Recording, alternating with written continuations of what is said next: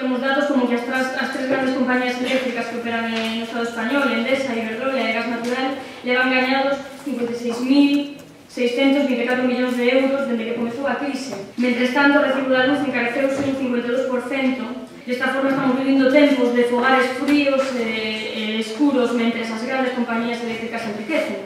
Queremos, ademais, que a inclusión paulatina, pouco a pouco, non é algo que se pode facer de repente, pouco a pouco, de formas de produción de enerxía alternativa promoverá a creación dun tecido industrial competitivo na economía verde. E por isto todas chegamos aquí ao proxecto de Nosa Enerxía, porque tal como se está dando o modelo no Estado español, estáse tendo a iniciativa, a vanguarda neste tema dende abaixo. Por que chegamos ademais a este proxecto?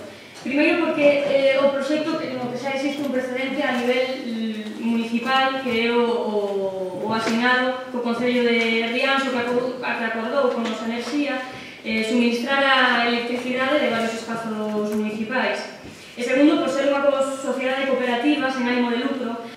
Mira, en el anterior, creo que fue así, en el anterior pleno, hicimos mofa de la moción que trajisteis, que era el cambio climático, que ahora se toman medidas para el cambio climático, parece una coña. Lo cual no quita el cambio climático, es un tema importantísimo. De hecho, esa misma semana se estaba debatiendo, que fue en París, ¿no? El tema de un acuerdo mundial. Pero claro, el tema Ourense parece unha coña, ¿no?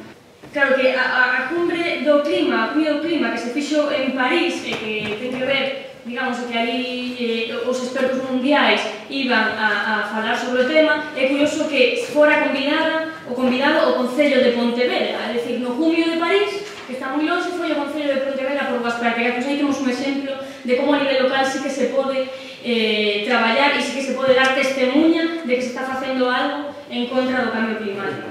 Bueno, pero me hace gracia porque vosotros decáis aquí que hay que contratar a una empresa, que es la Sociedad de Cooperativa Galega, y decís que uno de los valores de esta empresa por lo que se debe contratar al Concello es porque es sin ánimo de lucro. Y ponéis esto como si sin ánimo de lucro fuera algo bueno. Pero aparte, vosotros, que realmente donde se os ve la patita comunista, es en estas cosas, sin ánimo de lucro. Y luego, ganar dinero es malo. É malo gañar diñeiro? Non é malo gañar diñeiro, claro que non. É malo cando a empresa eléctrica cun maior beneficio nestes casi 8 anos que Endesa, que era unha empresa pública e que en tempos de José María Aznar pasou a ser pertencente á empresa italiana Enel, é dicir, con todo o que leva consigo a privatización destes sectores estratégicos, portas giratorias, non quero seguir, non?